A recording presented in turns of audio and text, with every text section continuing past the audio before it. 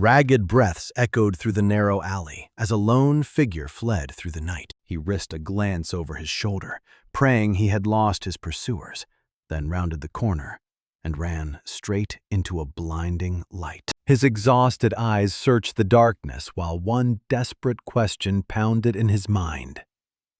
Did I get away? The relief lasted less than a heartbeat.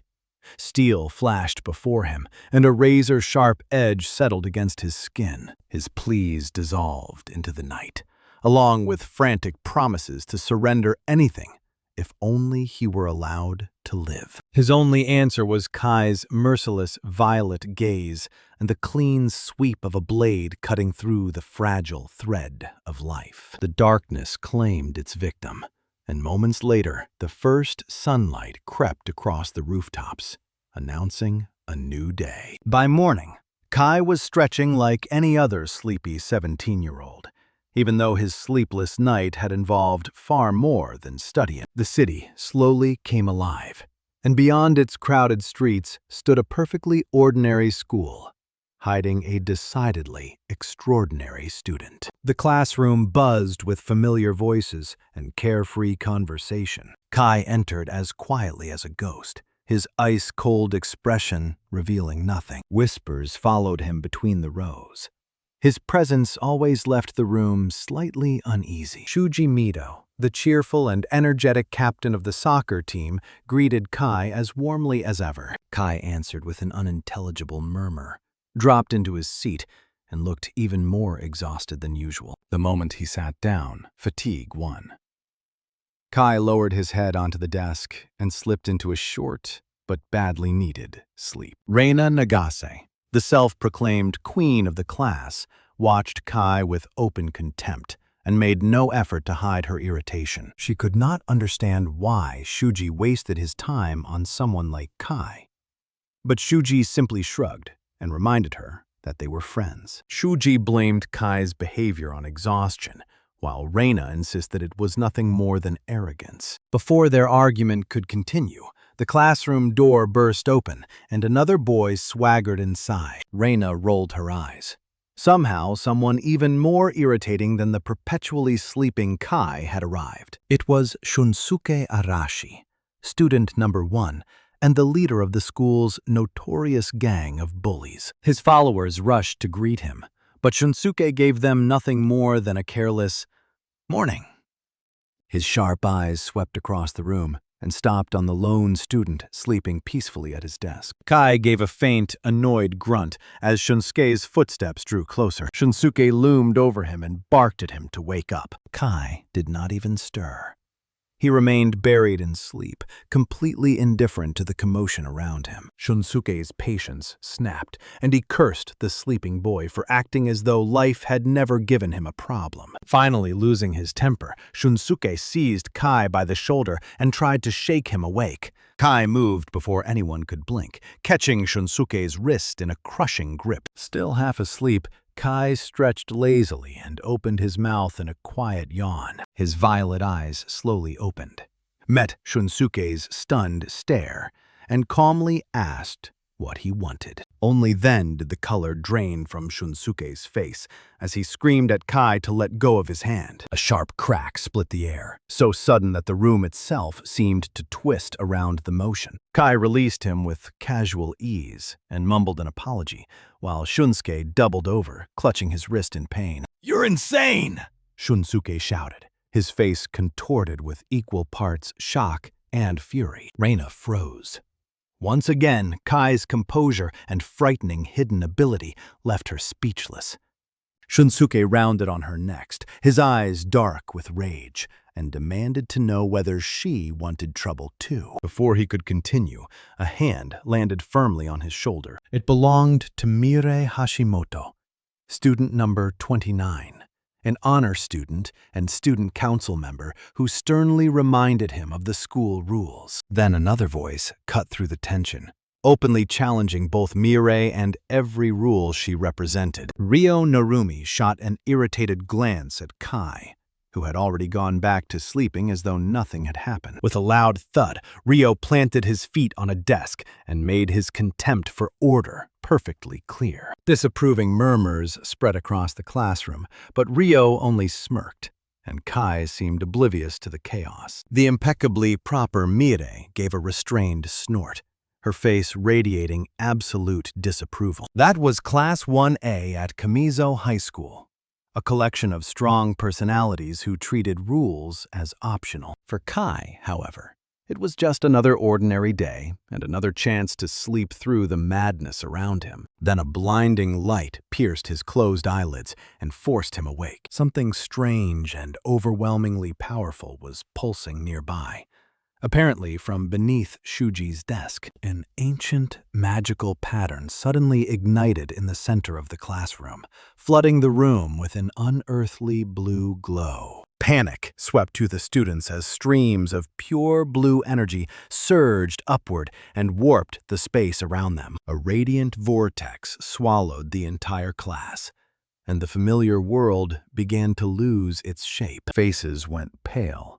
Breaths caught in throats, and one student forced himself through the shock long enough to shout, "Questions later! Everyone out of the classroom!" But Kai's normally indifferent eyes were already burning violet as he delivered a cold verdict. It's too late. The portal erupted one final time, drowning the classroom in light before dragging everyone into absolute darkness. When the light finally receded, the classroom was gone, replaced by a vast stone hall scattered with unconscious students. Kai woke first. He rose from the cold floor, studied the unfamiliar chamber, and voiced the only question that mattered. Where am I? Massive columns surrounded him, and the hall offered only a single exit, making the place feel less like a sanctuary than a trap. Impossible or not, the flash had transported their entire class to a completely different world. One by one, the students regained consciousness, and the grand hall filled with groans and frightened questions. What happened?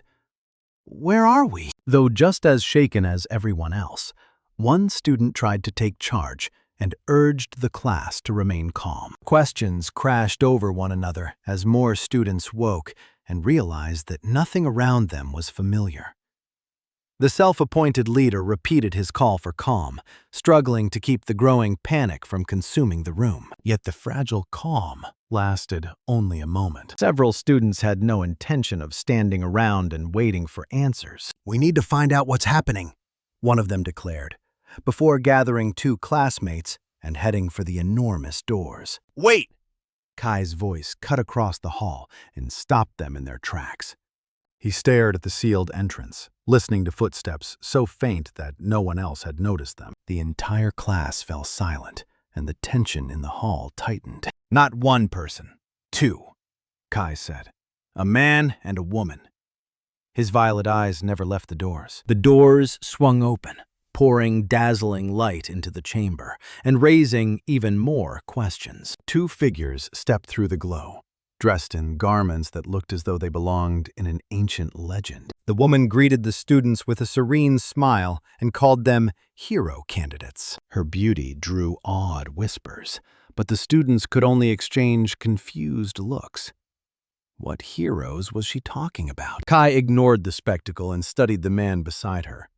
His posture, build, and equipment marked him as a genuine veteran swordsman. The woman was clearly trained as well, although nothing about her appearance revealed the extent of her strength. "I am Leonora, High Priestess of the Holy Nation of Degaraste, and this is my companion, Gaius," she announced, naming a nation none of them had ever heard of. "What kind of joke is this?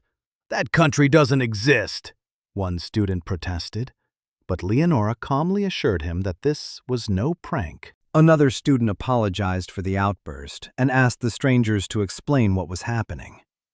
Leonora answered with a quiet nod. A faint smile crossed her face as she prepared them for the truth. "Simply put, you have been summoned to another world," the priestess said, and the entire hall fell silent. Disbelief erupted almost immediately. because the explanation sounded completely absurd. Before that disbelief could become open rebellion, someone warned a hot-headed student not to do anything reckless. He ignored the warning and charged Gaius barehanded. Kai watched the reckless attack and wondered whether the boy was brave or simply foolish enough to challenge an armed veteran with his fists. The attacker clearly believed that, at close range, his punches could overcome any weapon. Gaius ended the exchange in a single motion, grazing the boy's cheek with his sword and stopping him cold. Leonora watched the demonstration without alarm, and once the lesson was clear, Gaius calmly returned his blade to its sheath. She then apologized for Gaius's severity and again assured the students that they meant no harm. "I will explain everything," Leonora continued, sweeping her gaze across the stunned class. Kai listened carefully as she promised to reveal why they had been dragged into this mysterious world. Her golden eyes carried such quiet authority that every objection died before it could be spoken. The student who had challenged Gaius stood pale and shaken, now listening as closely as everyone else. Leonora's ancient, luminous gaze demanded their full attention, as though missing even one word could prove fatal. "This world stands on the brink of destruction," she began. "Its people are being ravaged by the demon lord's invasion." Even the holy nation of Degaraste, despite its desperate resistance, had been unable to stop the devastation. Every defense had failed, and the armies of darkness continued their relentless advance. A demon lord? Kai thought with a trace of contempt. A story as old as time. "Our only hope is you," Leonora said, pointing toward the students. "The heroes, summoned from another world." A confused murmur swept through the hall. Panic followed. Students shouted that they had never fought before, while others fought back tears and begged to be sent home. The grim night silenced them with a single sentence. "You are here whether you accept it or not, and the only road back to your world is to defeat the demon lord. There is no other way." Shock and disbelief gripped the young arrivals. Was their fate truly sealed? Silent and thoughtful, Kai watched the night, trying to discern his true intentions. He understood that even the harshest words could not turn frightened schoolchildren into warriors overnight.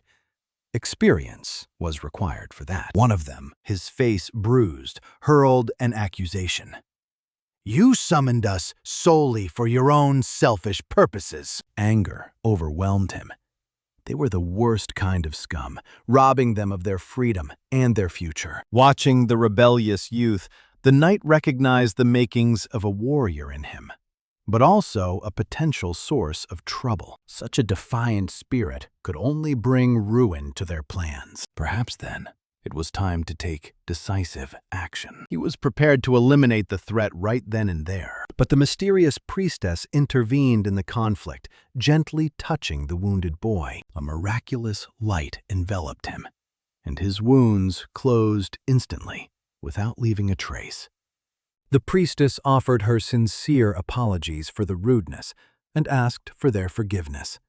A pink-haired girl stared at the miracle in astonishment, unable to understand what was happening. With a smile, she explained that it was law sorcery, granted by Degaraste's creator god, which allowed reality to be altered temporarily. In essence, it was pure, primordial magic. Still concealed in the shadows, Kai realized that these people knew about their world, and that this was clearly not the first time they had summoned outsiders. Then the priestess pointed to one of them and declared that this very ability was the principal reason they had been summoned. She extended her hand toward the stunned young man. His hand flared with brilliant light, causing everyone to hold their breath. A sword emerged from that light, and the priestess, smiling triumphantly, announced that her law energy could awaken their hidden gifts. With a sorrowful expression, the priestess acknowledged the full injustice of their situation, for they had been summoned with no way to return home. Yet she immediately clasped her hands in supplication and begged them to lend their strength to save this world. One of the students, Shuji, raised a reasonable concern. Even if their gifts awakened, how were they supposed to use them? The priestess replied that they would, of course, need time and rigorous training, but the nation would provide everything necessary during that period. Shuji nodded, apparently accepting those terms. Then he addressed the others and urged them to listen. If they were to survive, they needed protection and knowledge. He argued that once they learned to control their gifts, they would be able to survive, and suggested that for now, they trust the priestess's words. Though still somewhat uncertain, the students agreed to follow his proposal. A barely perceptible but triumphant smile crossed the priestess's face. Mire Hashimoto was the first to manifest her gift, making a floating pen circle through the air with the power of her mind. Then the gifts of the others ignited, one after another. Fiery explosions, hovering blades, brilliant auras. Magic filled the hall. The priestess swept her gaze across the hall and asked whether everyone had awakened their powers, while impatient whispers rose from the crowd. Then one student, Kai, raised his hand and announced that he was still waiting. Apologizing for overlooking him, the priestess approached Kai and touched his shoulder. At once, a powerful current of electrical energy coiled around his body. Kai felt something change in his vision, and his violet eyes flared with an ominous red light. A translucent interface appeared before him, displaying complete information about the priestess. Noticing the change, the priestess told Kai in surprise that his gift was appraisal, an exceedingly unusual ability. Kai immediately asked what that meant, and the priestess explained that the gift allowed him to obtain detailed information about any target. Eager to test his newly acquired gift, Kai pointed a hand at himself, and his own game-like status screen appeared before him. But before Kai could make sense of what he saw, his classmates were already eagerly demonstrating their newly acquired abilities. One of them, his eyes ablaze, surged forward as flames danced around him. A powerful explosion shook the ground when he landed, leaving a smoking crater behind. The force of the impact hurled one of the students aside like a feather. Pinned against the wall, he watched helplessly as the others continued testing their gifts without paying any attention to his fall. Meanwhile, the possessor of the explosive gift made a dramatic landing, displaying complete control over his destructive power. A smug grin played across his face, while his burning fist radiated residual energy as a symbol of his superiority. He then turned to Kai and mockingly asked about the ability that seemed to do nothing more than change the color of his eyes. Foolish laughter echoed through the hall, as the others joined in the ridicule, seeing Kai as nothing but a disappointment. "Serves him right for always acting so superior," one female student gloated, sneering at the unruffled Kai. Kai merely noted their excessive confidence to himself. After all, the gifts bestowed by the priestess were only borrowed power. A cold gleam flickered deep within his violet eyes, suggesting that true killing required no gift at all. An almost imperceptible smirk touched his lips, filled with concealed knowledge and contempt. Radiating composure, the priestess addressed the students and assured them that their gifts would become sharp blades against the demon lord. With a gentle smile, she wished them a good rest, bringing the long and eventful day to an end. When night fell, each student was escorted to a separate, modestly furnished room. But Kai had no intention of wasting time on sleep. He needed information, and he slipped silently out the window. Meanwhile, the night guards discussed the late patrol and heightened their vigilance because of the arrival of the hero candidates. They doubted the combat ability of these heroes, seeing them as inexperienced youngsters far removed from battle. The thought that such forces could defeat the demon lord seemed absurd to them.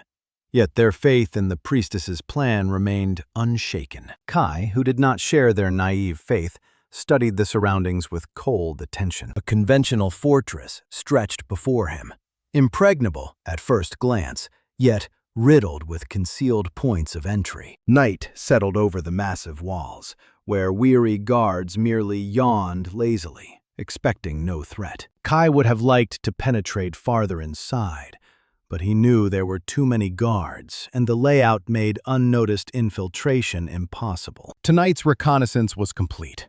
There was no reason to rush when he had already gathered enough information. In the distance, beneath the starry sky, 3 girls found what they believed was the perfect place where no one would disturb them. One doubted the wisdom of their nighttime excursion, while another insisted that it was only practice and everything would be fine. Insomnia became their excuse, and one of them summoned fire, demonstrating her blessing. Under cover of darkness, they developed their gifts, weaving spells from flame, water, and life itself. Kai watched them, his gaze penetrating and full of hidden thoughts. Blessings, then, flashed through his mind, and he decided to stay, in the hope of finding answers to his questions. Suddenly, a shudder ran through Kai's body, and he spun around after sensing something sinister. One of the girls grew alert upon hearing a rustle in the tall grass, and asked whether her friends had heard it too. The rustling grew louder from within the darkness,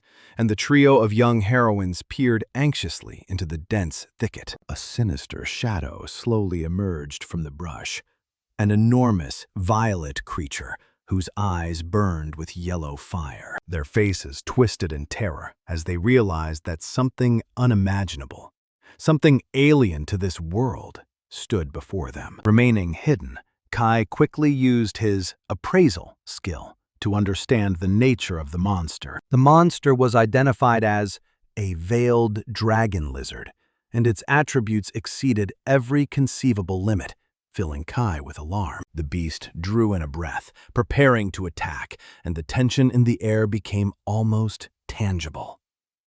Then a deafening roar pierced the silence of the night and announced the beginning of battle. Consumed by panic, the girls desperately tried to flee the approaching threat. Something massive and swift hurtled past, slicing through the air at incredible speed. They practically flew, driven onward by an unseen force in their attempt to escape pursuit. Kai observed coldly. The creature was plainly hostile and attacked without the slightest hesitation. It moved quickly on 4 legs, but seemed to act solely on instinct, without any particular cunning. Its scales looked tough, but sharp steel should pierce them, Kai decided, and a blade flashed into his hand. With a sharp motion, Kai threw the knife, and it whistled into the monster's flesh. The point drove deep through its hide, and dark blood sprayed across the ground. The wounded beast let out a piercing shriek, but Kai merely grunted. The strike had not proved fatal enough. Breathing heavily, the girls continued their desperate flight without looking back. Suddenly, one of them, Reina, caught her foot on a stone and slipped. The hard impact with the ground knocked the breath from her lungs, while her friends cried out to her in horror. Gripped by pain and fear, Reina looked up and saw the monster's shadow looming over her. The creature hissed menacingly, its yellow eyes fixed on the defenseless victim. Unspeakable terror filled her eyes as the beast raised its paw to strike. The colossal paw crashed downward, compressing the air with devastating force. The girl was hurled aside by the powerful blow, her body tumbling limply. Reina fell, only then realizing that the monster lay beside her, felled by that same blade. Her friends rushed to her, stunned and unable to understand who had saved them at the last possible moment. Kai watched them leave with indifference, then pulled his knife from the defeated beast's body,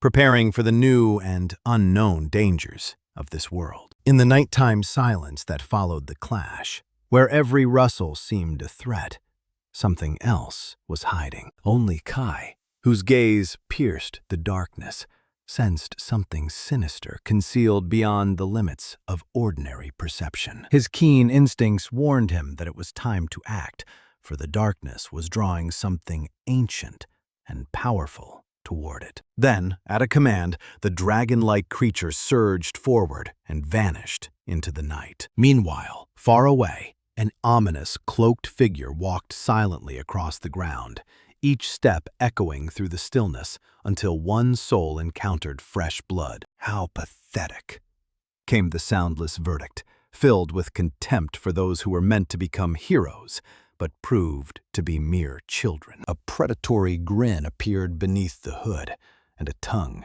tainted by a trail of blood, ran across the lips, promising new victims. Suddenly, a heavy, muffled impact sounded, and the defeated monster collapsed lifelessly, its tremendous power reduced to dust. In daylight, the students who had survived the terror breathed in relief, but their fear did not disappear. It gave way to bewilderment and anxiety. An elder emerged from the shadows and began recounting the story of the monster that had appeared near the city the previous night, changing their world forever. Some of the hero candidates merely frowned in thought, trying to comprehend the scale of what had happened. Others, filled with indignation, muttered about injustice, unable to accept the cruel reality. A young girl, her heart trembling, could only whisper words of horror, unable to believe that monsters were real. The elder continued, mercilessly revealing the truth. These bloodthirsty creatures were servants of the demon lord, and soon the students themselves would have to enter battle. He then turned to a fair-haired young man named Steady, who reported with an eerie smile that traces of demonization marked the monster's body, indicating a connection to a high-ranking demon. Perhaps it had been a test, an examination of their strength watched from the shadows by unseen puppet masters. Standing a short distance away, Kai listened intently. His perceptive gaze slid over Steady's figure, while his mind was already forming new questions about demonization and its nature. One student, recovering from the shock, dared to ask the central question. Had the creature truly been controlled by a demon? Pleased by their quick understanding, Steady confirmed that powerful demons could dominate monsters and turn them into servants. Excited by the discovery, the young researcher launched into an enthusiastic, lengthy explanation of monsters, their connection to the demon lord, and how easily they could be controlled, only to be abruptly interrupted. Our zealous researcher, Steady, was sharply cut off and unceremoniously dragged away. Watching this, Kai realizes that the person before him is most likely a scholar. That thought instantly becomes a strategic assessment. Someone like that would be a valuable source of information, but a far more troubling question begins to form in Kai's mind. The real problem lay with the dead monster, whose body was still sprawled on the ground. His true concern was that the monster had not been a wild beast at all, but had been under someone's control. A system message confirmed his suspicion.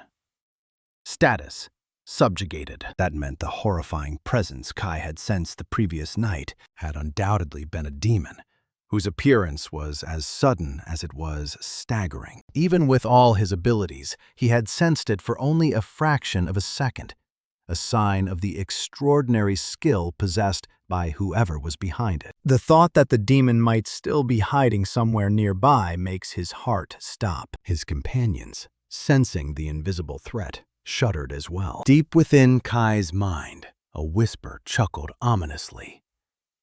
It may be close. Kai clenches his fists, denying his fear inwardly, even though his unease is plainly reflected on his face. But one student, determined and embittered, declared that if killing the demon lord was the only way home, he was ready. He did not wish to remain there a minute longer, and many shared his eagerness to fight. Not everyone was prepared for such a turn of events, however. Some wept in fear as they realized that the monsters were real. Kai's gaze was cold.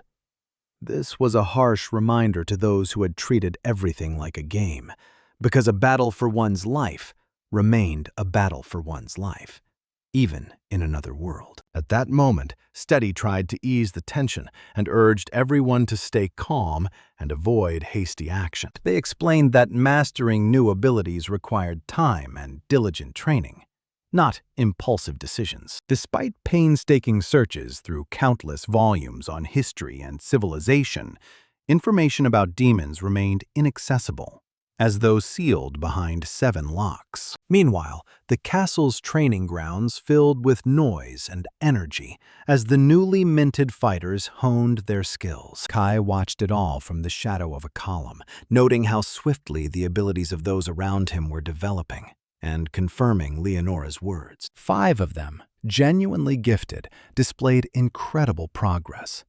Ryo, Shunsuke, Jin, Mercy, and Reina. Yet among them all, Kai's gaze settled on one whose development was truly phenomenal.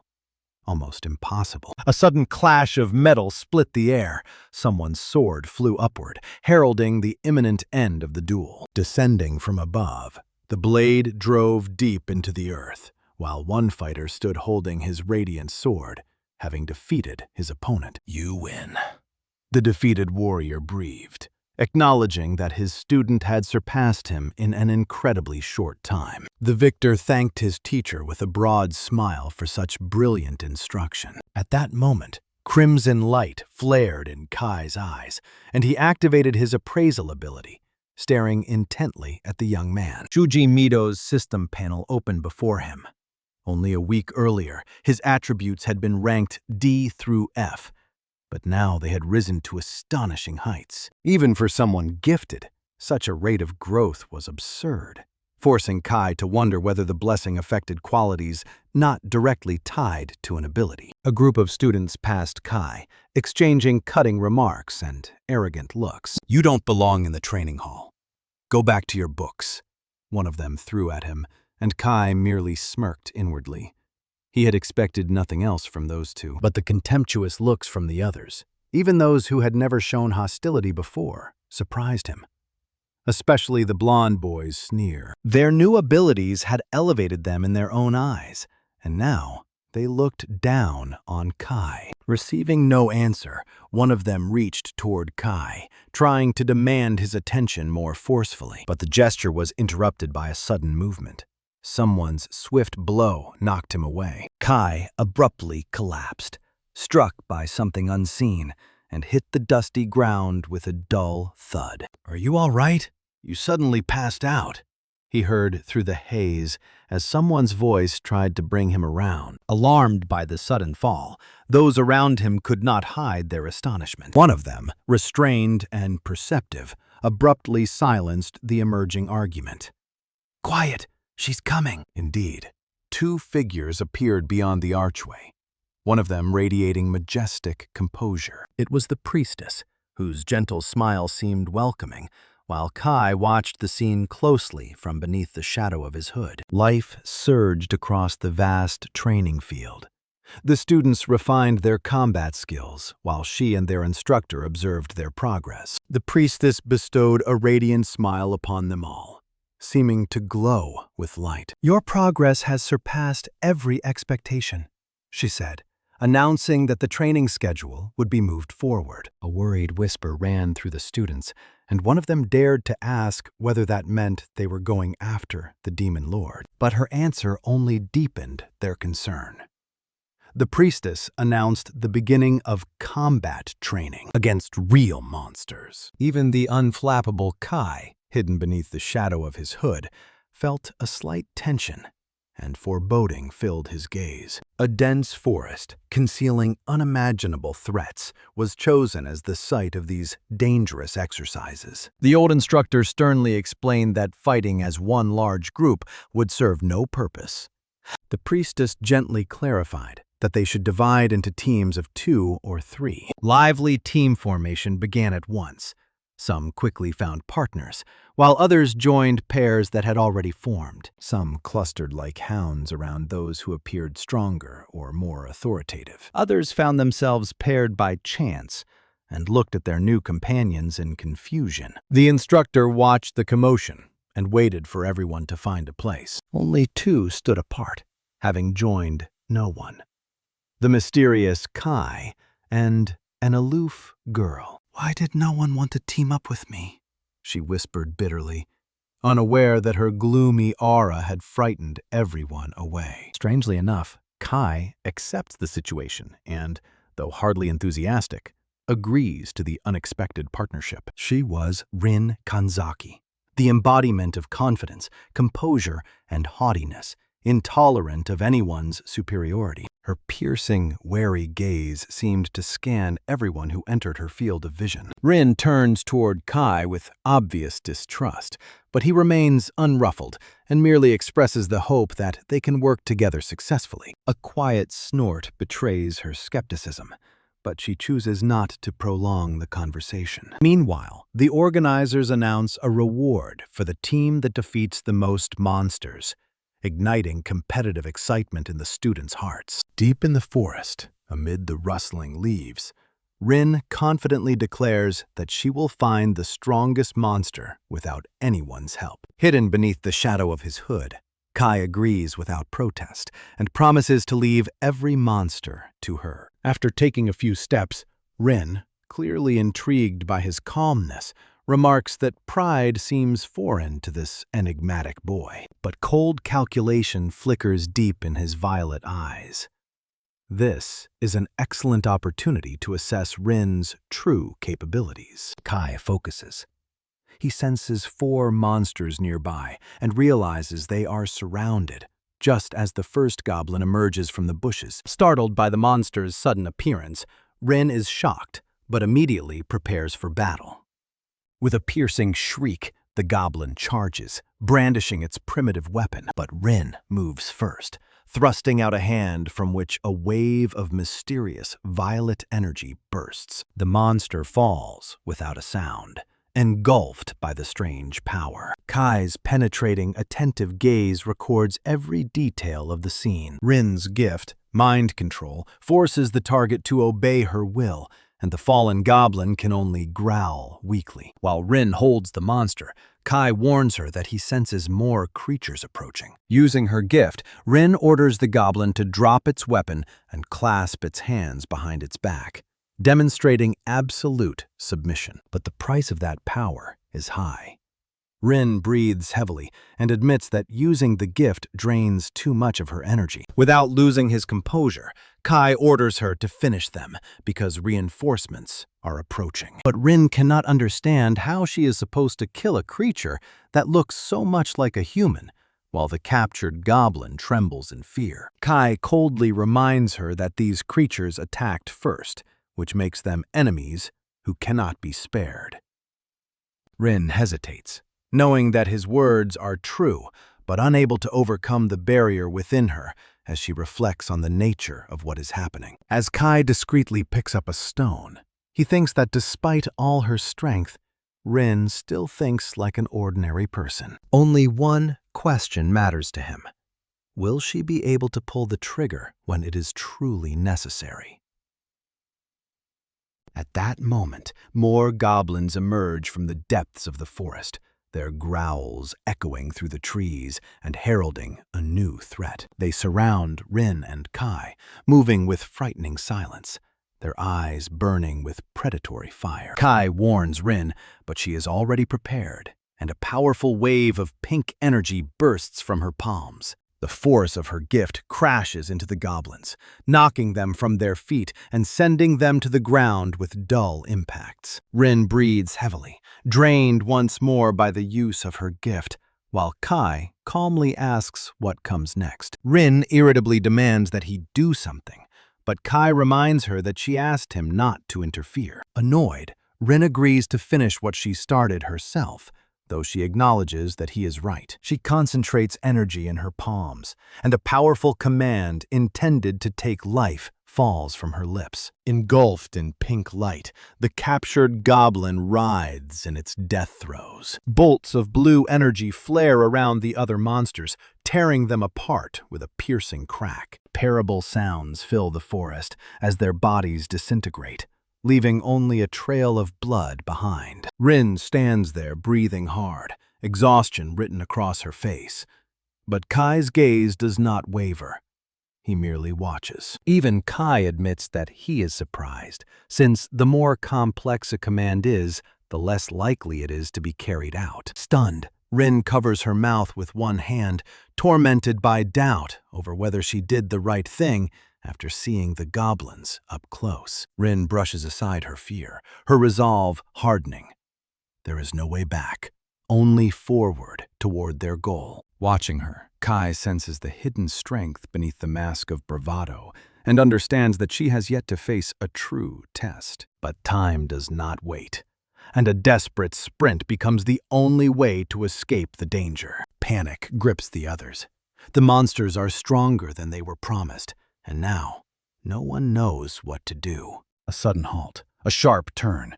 There is no point in running any farther. There is no choice but to fight, and they combine their powers, calling upon the elements for aid. A mighty vortex of wind and a massive boulder surge forward toward the unseen enemy. The stones crash into the target, but the powerful impact only sends fragments raining down. The creature shudders, yet remains unhurt, as immovable as a cliff. Terror paralyzes them.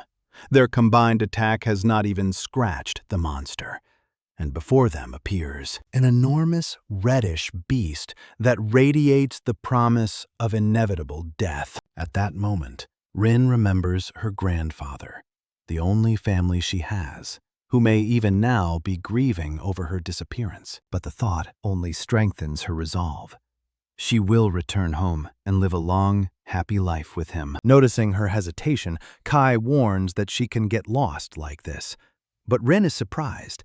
The path seems perfectly straight. Kai merely observes coldly that she understands nothing about how forests are laid out. Rin irritably tells him to be quiet, but Kai continues staring until she asks why.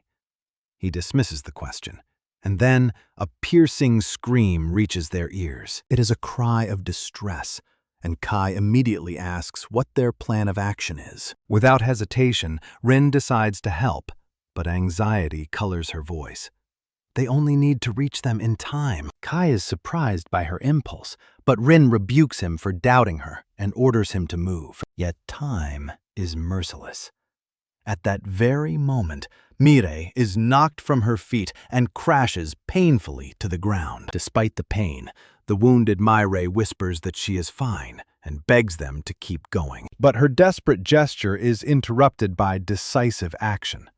Ryo grabs her, his face twisted with pain and anger. Rage seizes him when he sees the monster advance once more, threatening them. The monstrous, armored bear towers over them with its deadly paw raised, and Ryo curses the situation as he realizes there is no way out. Suddenly, a flash of radiant violet energy freezes the beast's paw in midair. A tremendous force binds the monster, and it roars as it struggles to break free.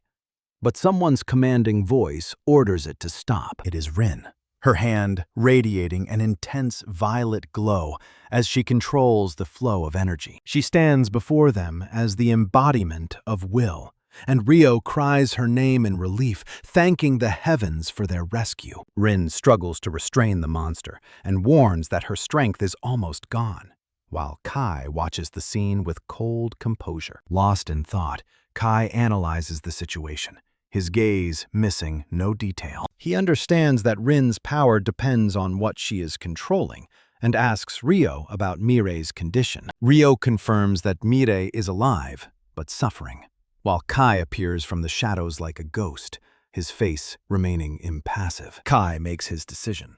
He orders Ryo to take Mirei and get away immediately. Ryo hesitates, wanting to help, but Kai sternly reminds him of his duty to the wounded Mirei. Realizing that Kai is right, Ryo decisively lifts Mirei and promises to get her to safety.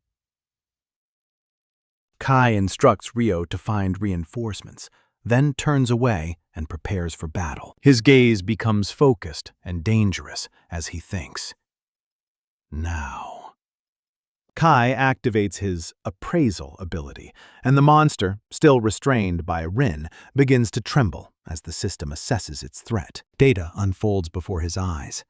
It is an armored bear, a mutant of impressive strength. Kai notes that its hide appears incredibly thick and tough. Fear paralyzes the girl. Her knees buckle, and her voice barely escapes her chest as she calls Kai's name. The gigantic monster advances, every step shaking the ground and bringing inevitable danger closer. But Kai is ready. With lightning speed, he draws something from his sleeve that could change the course of events. A smoke bomb whistles through the air, trailing the promise of hope and rescue behind it. A deafening blast and a dense wall of smoke engulf the monster, making the girl flinch in surprise. At that instant, Kai appears beside her like a shadow, his gaze still calm and focused. He catches the startled girl and her heart pounds desperately in her chest from the shock. With a single movement, Kai covers her mouth with his palm, demanding complete and absolute silence. Pressed against the trunk of a tree, they remain motionless while the monster searches the area, trying to locate them. Without taking her eyes off him, the girl whispers a question about the mysterious smoke that saved them. Kai calmly replies that it was a smoke grenade he made himself, though an entirely different thought flashes through his mind. In truth, he always carries the secret arsenal that came with him when he was summoned, but he uses it only in the most extreme circumstances. Noticing a small scratch on Kai's face, the girl begins to apologize, feeling guilty. She explains that despite all her claims of independence, she still needed his help, and Kai gently asks her simply to thank him. Her gratitude sparkles in the air like tiny stars, illuminating the moment of their fragile truce. Anya remarks that with an attitude like that toward others, he would find it easier to get along with people.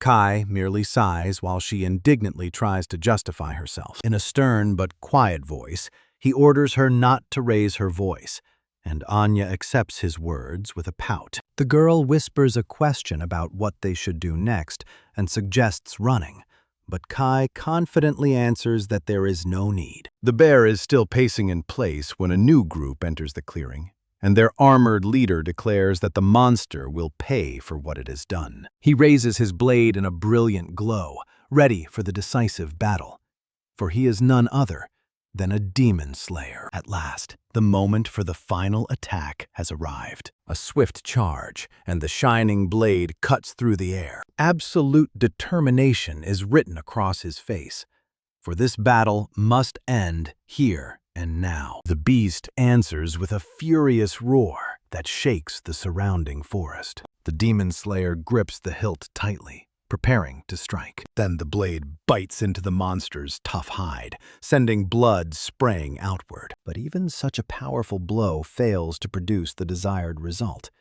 The beast is far tougher than it appeared. Suddenly, a woman's voice rings out, and the air around the monster erupts in a wave of fire. She warns her companions to fall back, for her flames are merciless. The bear is caught at the center of a firestorm, its howls drowned beneath the roar of the flames. A powerful explosion shakes the earth, bathing everything in flashes of red and orange. The monster continues to burn, yet remains standing. A girl named Reina watches the blazing beast with a smug smile, convinced that her magic has worked. The group's leader praises Reina, and they charge into battle once more. But the wounded beast only roars louder, showing that it has not yet surrendered. Its eyes blaze red, filled with untamable fury. Reina stares in horror.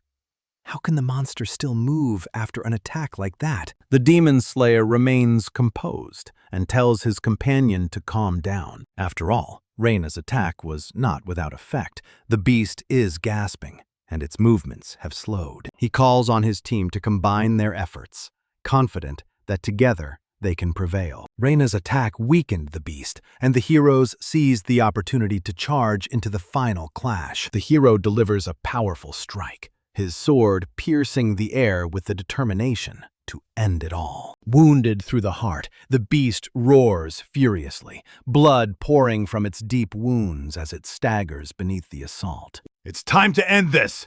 he shouts, gathering his remaining strength for the decisive blow. Then, with renewed fury, the hero charges forward and unleashes a torrent of concentrated energy upon the monster. The beast convulses beneath the mighty impact and falls to the ground, its body no longer able to resist, and the battle appears to be over. But the real battle does not begin here. An ominous voice emerges from the shadows, belonging to Kai, whose lips are curled in a predatory grin. "Never lower your guard in battle," Kai whispers.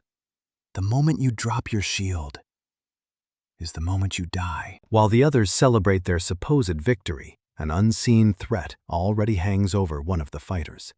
A shudder runs through his body in anticipation of inevitable retribution. Fear distorts the elf's face as he feels a cold blade against his throat. while the weapon he had aimed is useless, for Kai is already there. My parents told me again and again, Kai says, his gaze burning with red fire.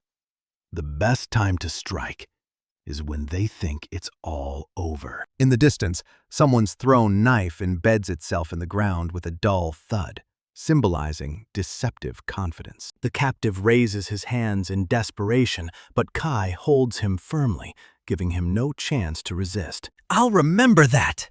The elf spits through clenched teeth, stunned that Kai managed to approach unnoticed. No, think about that later, he thinks frantically. Right now, I just need to escape. But the instant he takes a step, a sharp whistle sounds, and a scarlet line cuts through the air, leaving a trail of blood. A cry of pain tears from his chest. His legs give way, and the elf collapses to the ground. "Quiet," Kai commands coldly, pressing the blade closer. "I don't want to attract unnecessary attention. I have a question for you," Kai continues. "Answer it, and I'll let you go." "You think I'll talk? Who the hell are you?" The elf snarls, trying to preserve what remains of his pride. "I'm someone who lives in the shadows, just like you," Kai says with a barely perceptible smirk, while the elf grinds his teeth in fury. And realization echoes through the blue-haired student's mind. So that was where the chill came from. It was him. Kai stares piercingly at the elf, his gaze filled with certainty.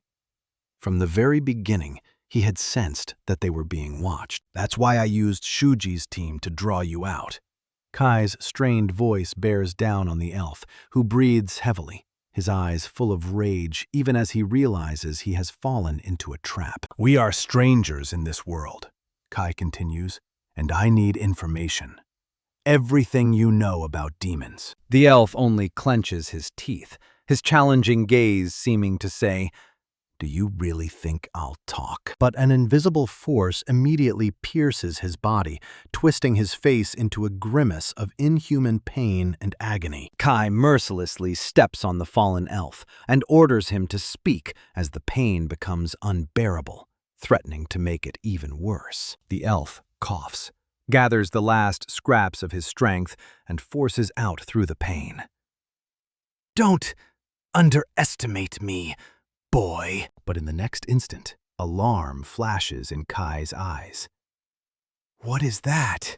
he asks, as a strange, violet liquid begins seeping from the elf's mouth. A death spasm contorts his face, streams of poison burst from his eyes and mouth, and life rapidly abandons his body. Kai looks at the lifeless body and realizes that the elf had concealed poison in his mouth in case he was captured. These demons are prepared for anything, Kai thinks grimly.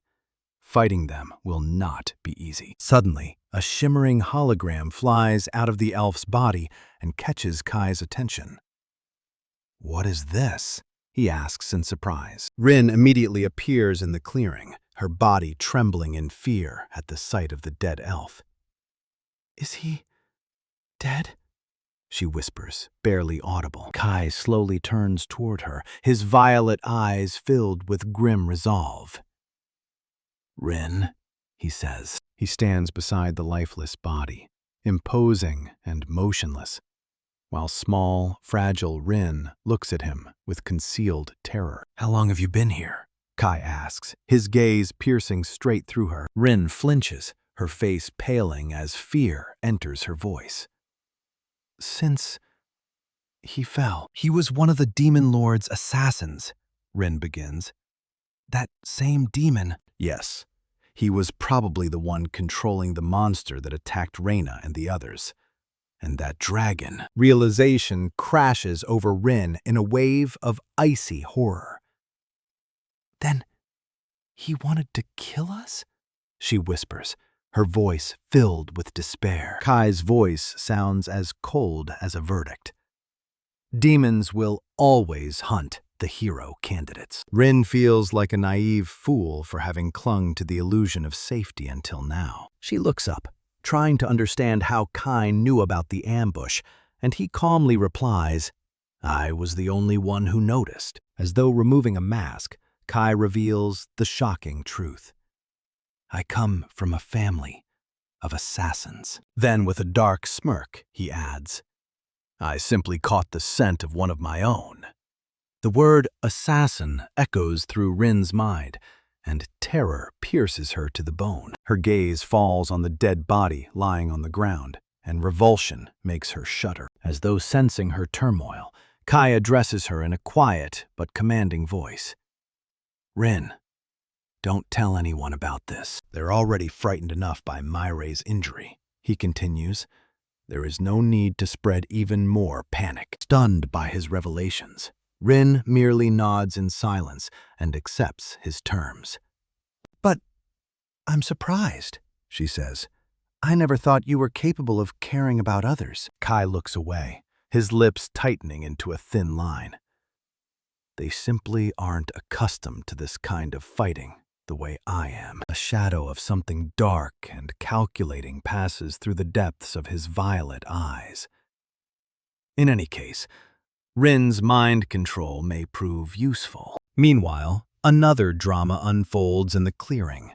The students, shaken by what happened, crowd around the wounded Myre. Shiori Hono, whose heart responds to the suffering of others, hurries to help, ready to use her healing gift. Her palm settles over the wound, and a golden radiance surrounds Myre's body, restoring her life. Cries of wonder rise from every side, as the witnesses to the miracle struggle to believe their eyes. The blonde boy sighs in relief upon learning that Myre will recover completely in only an hour. Shuji, the hero of the day, modestly accepts the praise and insists that victory would have been impossible without his companions. Shared laughter fills the clearing. But off to one side, beside a tree, Kai remains motionless. Only a faint breeze stirs his dark hair and carries away the thoughts he conceals from everyone. A girl's quiet whisper, directed toward the companion dozing beneath the tree, dissolves into the air without an answer. Then 2 figures cloaked in nobility and strength step into the clearing, and long-awaited relief at their safety sounds in the white-haired priestess's voice. Shuji's eyes widen in recognition. Leonora and Gaius, their instructors and guardians, stand before them. A sharp voice full of indignation rises from the crowd. One student straightens and demands an explanation. Calm and wise, Gaius approaches slowly and explains that their duty is to observe, not intervene, causing the displeased student to retreat hastily. The old man merely sighs and says with a faint smile that helping them would have stripped the trial of its meaning. But Shuji, overwhelmed by the fear he had endured, cannot accept that logic. Myre nearly died! His voice trembles with outrage. Gaius fixes him with an icy stare and states each word clearly. In battle, the price is always life, and the battlefields ahead will be no exception. They must become accustomed to it. The instructor's shocking words provoke murmurs among the students, who remember very different promises about weak monsters. Leonora then steps forward, her voice calm but firm. The likely cause was a demon assassin. A murmur of disbelief rolls through the ranks.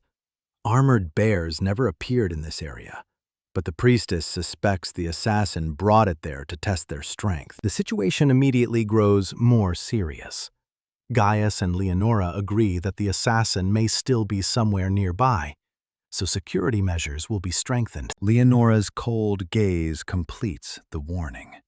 Their training will become far harsher, or death will be inevitable. A horrified uproar rises among the students. Even harsher? We're barely surviving as it is. Are we going to die? The questions hang in the air. In desperation, Shuji lunges forward. Leonora, this is too much. We have barely recovered and you're throwing us back into hell? The priestess merely turns her head, her eyes bottomless and cold, and asks only one question. Would you rather die? A tortured cry tears from Shuji's chest, like the last scream of a soul that has lost all hope. Another student steps forward, his gaze burning with defiance, ready to challenge their instructors. He stops before Gaius, his face expressing a determination strong enough to split the air. Then Gaius erupts in fury, his eyes blazing with blue fire. "You are nothing, merely pawns of holy Leonora. Do not dare disobey." Gaius's words provoke a wave of indignation and confusion among those assembled, but the red-haired Shunsuke merely smirks, accepting fate's challenge while others try to hold him back. His gaze is filled with untamable rage. He cannot and will not remain indifferent to such an insult. Another boy, Shuji, tries to reason with him, reminding him of the immense cost of such a confrontation, an entire nation. Gaius merely nods arrogantly, confirming his words and offering them leniency in exchange for submission. But Shunsuke's smile is only the herald of a storm, and his words reveal his readiness to challenge the entire world. In the blink of an eye, he charges forward, his flame-wreathed fist flying straight at Gaius, with the battle cry, "See you in hell!" The air splits beneath the mighty blow, and a fiery explosion engulfs everything, hurling Gaius backward. A thunderous rumble shakes the ground as the flames disperse, revealing Shunsuke standing calmly amid the destruction. Smoke coils around him, and Shunsuke enjoys the result of his furious attack with a satisfied grin. But, like a phoenix rising from the ashes, Gaius emerges from the smoke, wreathed in a brilliant blue aura, his anger terrifying. He closes the distance in an instant and retaliates with a strike that sends Shunsuke flying. The wave of energy hurls the young man away with incredible force, leaving only the outline of a lightning-fast attack. Gaius gives him no chance to recover and continues the assault, his movements swift and relentless. Shunsuke crashes to the ground with a thunderous impact, coughing heavily from pain and shock. He lies face down before Gaius, who approaches at an unhurried pace while the other students watch in horror. Gaius looks down at him, his words full of superiority. "Even if you give everything you have, you still cannot wound me." Leaving the defeated Shunsuke behind, Gaius departs with his mysterious companion.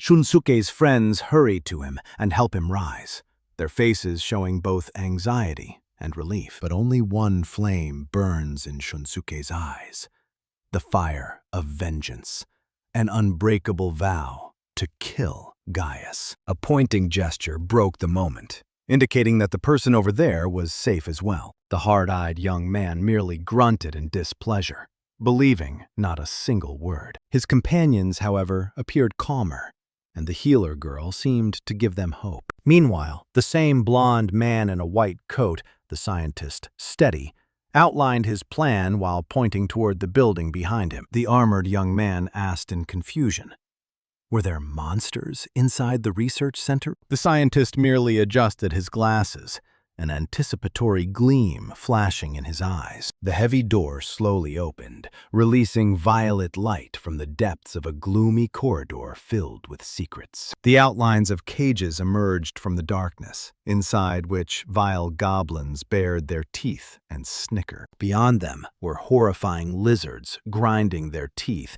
and enormous ogres scratching their sides. The entire group, including the girls, recoiled at the sight, while Steady proudly declared that these were his test subjects. It turned out that this den of monsters was not merely a laboratory, but also an ideal training ground for soldiers. Laughing, Steady explained that it was a mutually beneficial arrangement.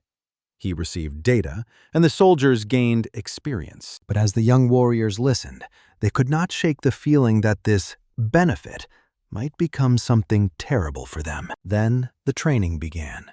A gigantic monster, the very embodiment of rage, charged at a fragile figure. From a distance, concealed in the shadows, Kai watched the battle unfold, while the others cheered the fighters on. His attention was fixed on Reina, who, to Kai's surprise, remained fairly composed. But Kai's violet eyes saw deeper. Beneath her outward calm, the fear of real combat still remained. Then that fear became reality. A powerful blow hurled Reina to the ground. Struggling to rise, the girl felt searing pain, but the monster was already preparing another attack. The armored young man could bear it no longer and shouted, "Stop the fight! This monster is too strong!" Struggling to rise, the girl felt searing pain, but the monster was already preparing another attack. The armored young man could bear it no longer and shouted, "Stop the fight! This monster is too strong!" But then a calm yet commanding voice cuts through the panic, speaking of something important. "Hero candidates who have been granted abilities are far stronger than you realize," the mysterious stranger says. She smiles mockingly, as though challenging fear itself, and urges them to believe in their own strength. Suddenly, flames burst outward, announcing the presence of unimaginable power. Surrounded by a vortex of fire, the girl reveals the full extent of her might, matching the monster's fury. "It all comes down to willpower," a voice says amid the chaos, lending an unexpected meaning to the scene. The instructor watches calmly and explains that true power is already contained within them. Only doubt prevents it from emerging. The armored young man cannot believe his ears. "You mean her willpower changed the outcome of the fight?" "Exactly, and that isn't all," the instructor continues with an enigmatic smile, foreshadowing further discoveries. He begins speaking about secondary gifts, and at that moment, a confident footstep cuts through the tense silence. Silent and focused, Kai approaches, drawing the attention of all the young men. He looks sharply at Shuji, and scarlet fire flares in his eyes, heralding something important. A shimmering panel appears before Shuji's eyes, revealing new abilities never seen before. Level 2, Demon Slayer. This gift is truly impressive, transforming every assumption about his potential. The entire system seems to have changed, heralding a completely different path for the young man. "I have a new gift?" Shuji asks in amazement, realizing the scale of the changes within him. Determination fills his gaze, and his fist tightens. He is ready to test his strength and prove his power. "Of course!" the instructor exclaims. "That's exactly why we're here. That's what combat training is for." Shuji steps onto the field, his hand glowing blue, ready for battle and a new trial. Kai watches Shuji, who has just defeated an armored bear, while the crowd erupts in delight over his victory. A thought races through Kai's mind. Bears are no longer a problem for Shuji, and his own blessing also seems to have grown stronger. He looks around and notices someone else who may also have gained a new blessing, his gaze falling upon a glowing blue screen. The details appear before him. Shunsuke Arashi, with new blessings, explosion, mine, and martial arts. Kai smirks and turns away, deciding that Shunsuke can remain unaware.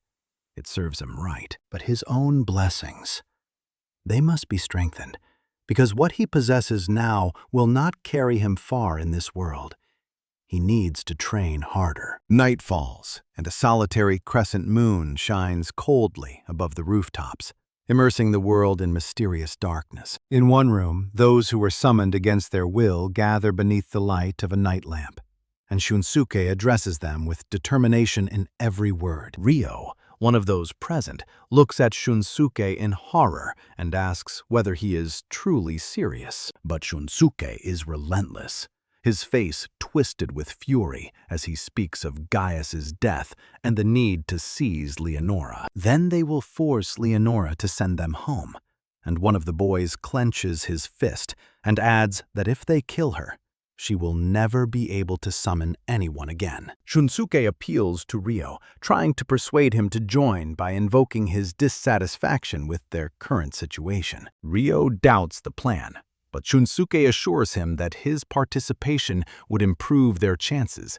though he does not promise an easy victory. Rio grinds his teeth, a painful struggle reflected in his eyes. To return home, he must become a killer. Fragments of memory flare in his mind.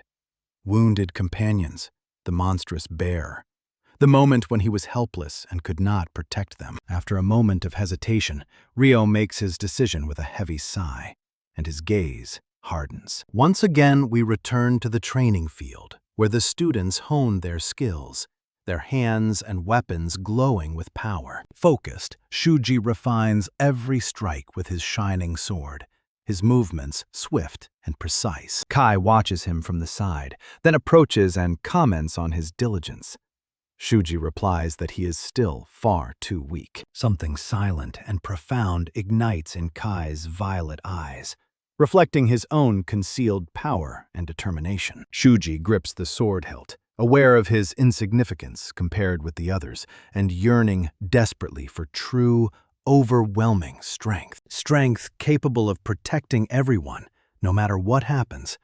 While Kai asks him what he thinks of Gaius and Leonora continuing to train, Shuji replies that they are unquestionably using them, and that the promise to take it easy was merely a trick to secure their cooperation. Without looking away, Kai asks whether he is truly prepared to risk his life in the fight against the Demon Lord. Shuji's eyes shine with unbreakable resolve. He has already made his decision. He will fight alone and become the hero who defeats the Demon Lord, gripping his radiant blade tightly. But Kai notes doubtfully that the idea is noble, though Leonora is hardly likely to agree to such terms. Shuji merely smiles as his sword shines brighter. There is no other choice. All of them must become stronger together. From a distance, Kai watches their every movement as Shuji and the others continue training, unaware of the approaching shadows. Those shadows prove to be wholly Leonora herself and her companion, whose arrival promises change. A young man named Steady hurriedly greets Leonora upon her arrival. With a sincere smile, he promises to look after the hero candidates during their absence. One female student looks at Leonora in confusion and asks where they are going, sensing that something is wrong. With a gentle smile, the holy woman confirms that they will be away for several days, but Steady will watch over everyone until they return. With those words, Leonora and her companion depart, leaving everyone behind. They recede beneath the blue sky, while a faint, predatory smirk crosses Steady's lips. The carriage carries them away with a steady sway, and Leonora's companion asks, "What should we do now?" Leonora smiles faintly and, as though she does not understand, asks in return, "Whatever do you mean?" Her grim-faced companion tells her not to pretend and reports the conspiracy being formed by Shunsuke and his supporters. Leonora takes a calm sip from her cup, then sets it on the saucer with a smile, and states that they are clearly plotting a rebellion. Her companion is not nearly so serene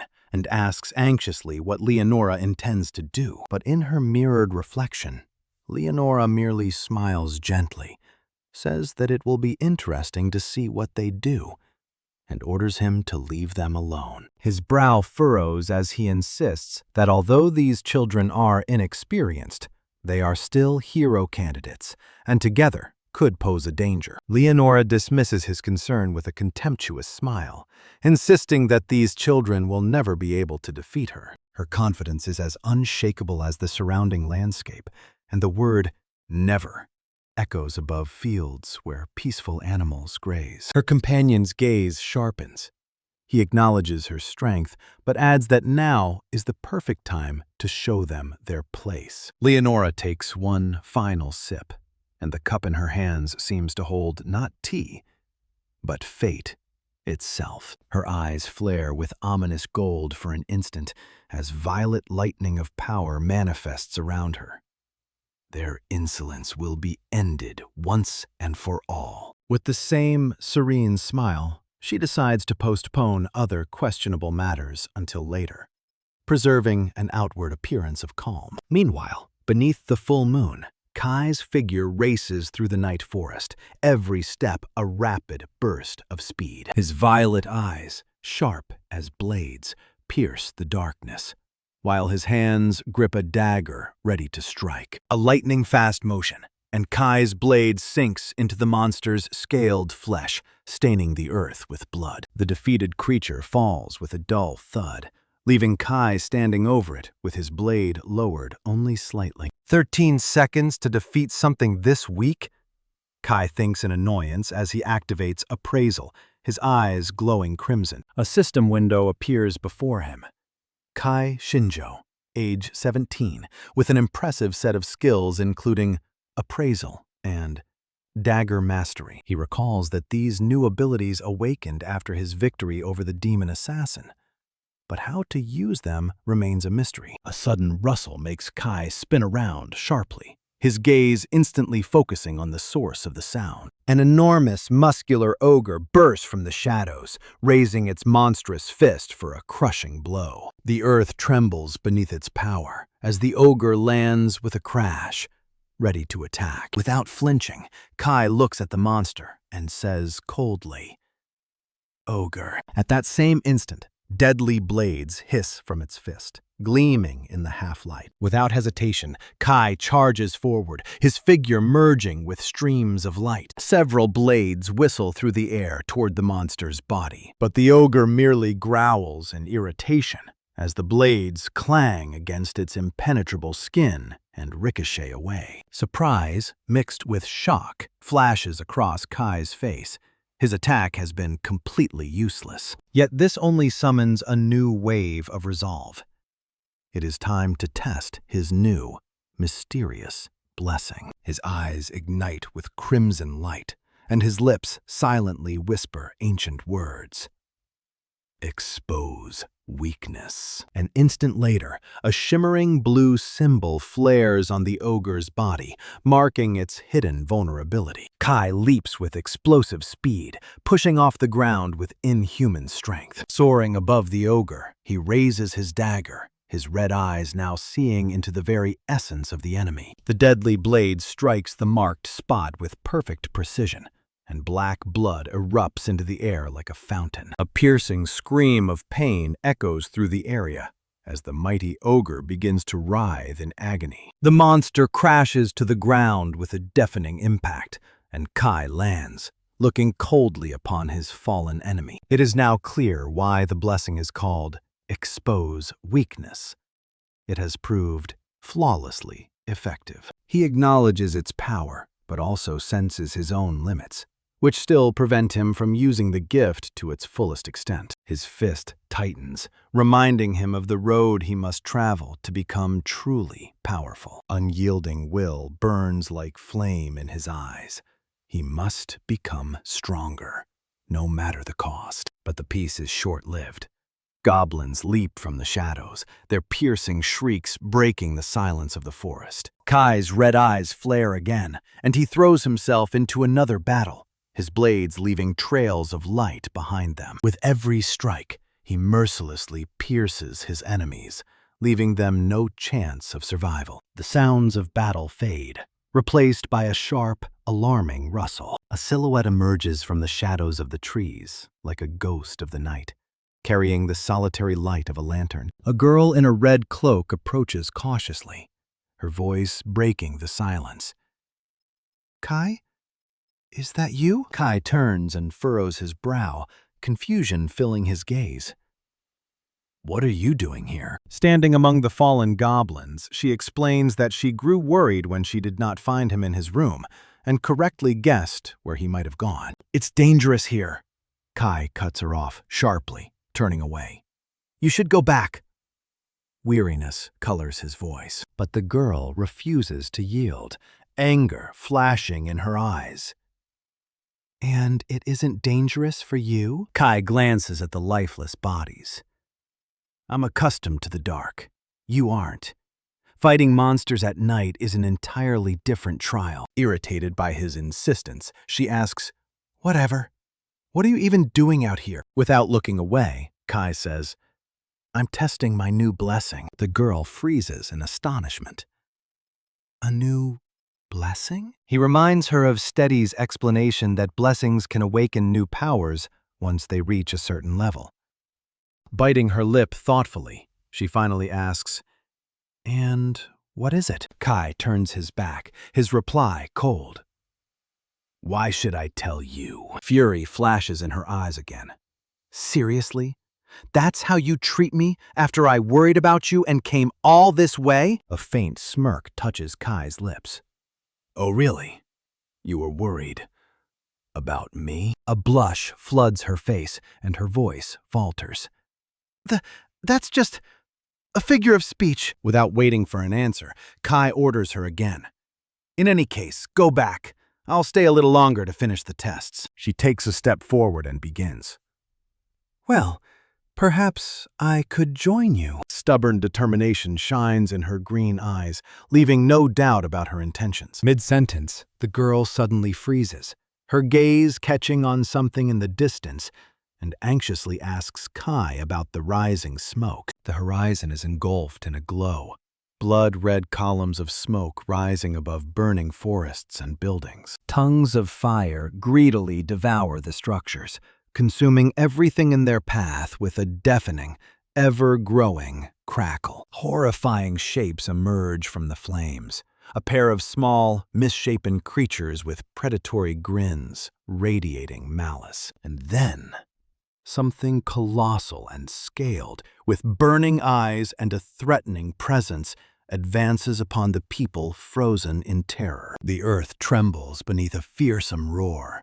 A colossal red monster with a powerful torso and snarling jaws towers over the battlefield, ready to attack. A young woman in a pale dress, gasping from fear and exertion, tries to escape, while the silhouette of another terrified girl flashes beside her. The monster has already raised its paw when the first girl's desperate scream dissolves into the air, and a brilliant blue beam pierces the flames. A blinding blade, forged from pure energy, cuts through the air, leaving a shimmering trail of salvation behind it. Debris rains down around them, but a red-haired young man stands gripping a glowing sword, a steadfast shield for the frightened girl he protected. He turns toward her, concern filling his eyes, a silent question about her condition sounding in his voice. With a trembling nod and wide-open eyes, she expresses her deep and sincere gratitude. Above them,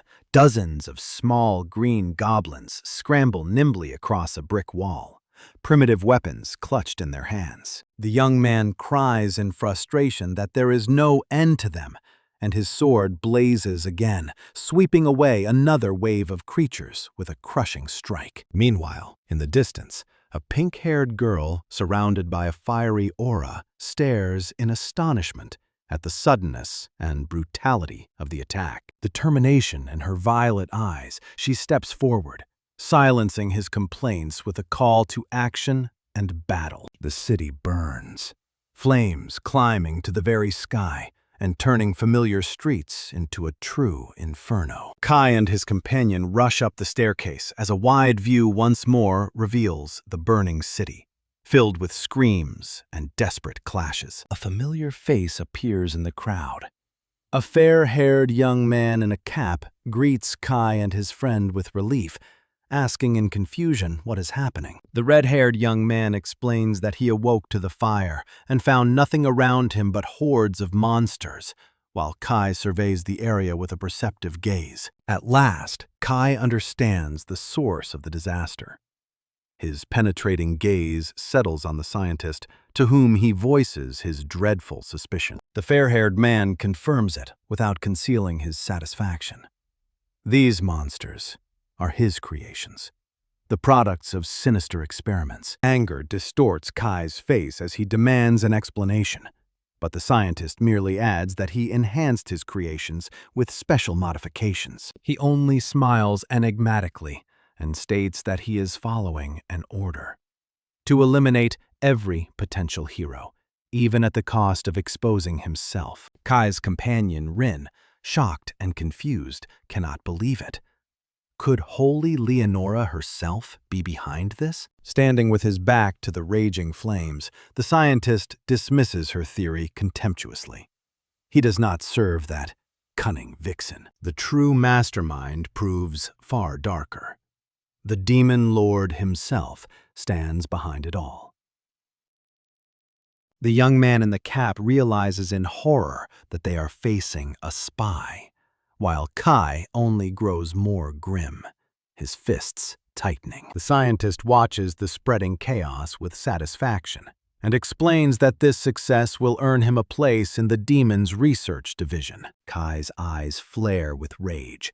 He cannot comprehend how anyone could betray all humanity for the sake of personal experiments. In a fit of madness, the scientist declares that he is willing to sacrifice his humanity if it leads him to a true understanding of monsters. Meanwhile, the city burns, and human silhouettes driven mad by terror race about in panic. The scientist throws back his head, while Kai stares intently at the summit of a tall, menacing tower. From his elevated position, the scientist grins maliciously as strange shadows approach below. Suddenly, green, goblin-like monsters charge Kai and his companions with savage cries. Kai sharply calls Rin's name, and she understands without a word, immediately preparing for decisive battle. With a powerful surge of violet energy, someone's hand stops the monsters in place and wraps them in rings of light. Every creature freezes,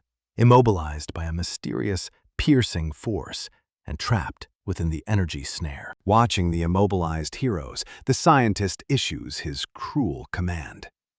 Attack Kai. A smug grin plays across his lips again, for he is certain their resistance is futile. In answer to the threat, Kai draws his dagger with lightning speed, determination blazing in his gaze. The first monster bares its jaws and attacks, swinging a club, but Kai is faster.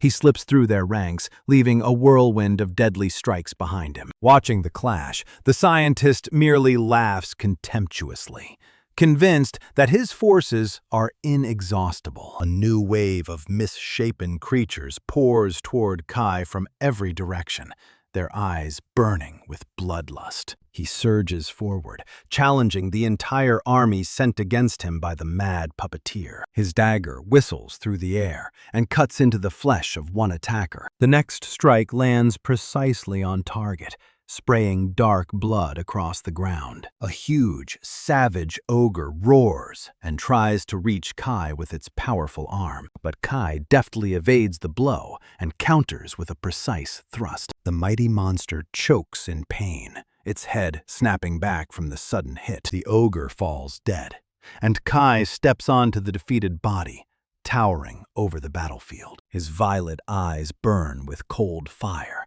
ready for the fight to continue. Seeing the power of their opponent, the remaining monsters hesitate, and their assault weakens. Enraged by the unexpected resistance, the scientist screams at his minions. Noticing the madman's gaze, Kai understands that it is time to act more decisively. At that moment, revelation illuminates Kai's mind, exposing the true nature of his enemy. The monsters have broken free of Rin's control because the scientist possesses the ability called subjugation.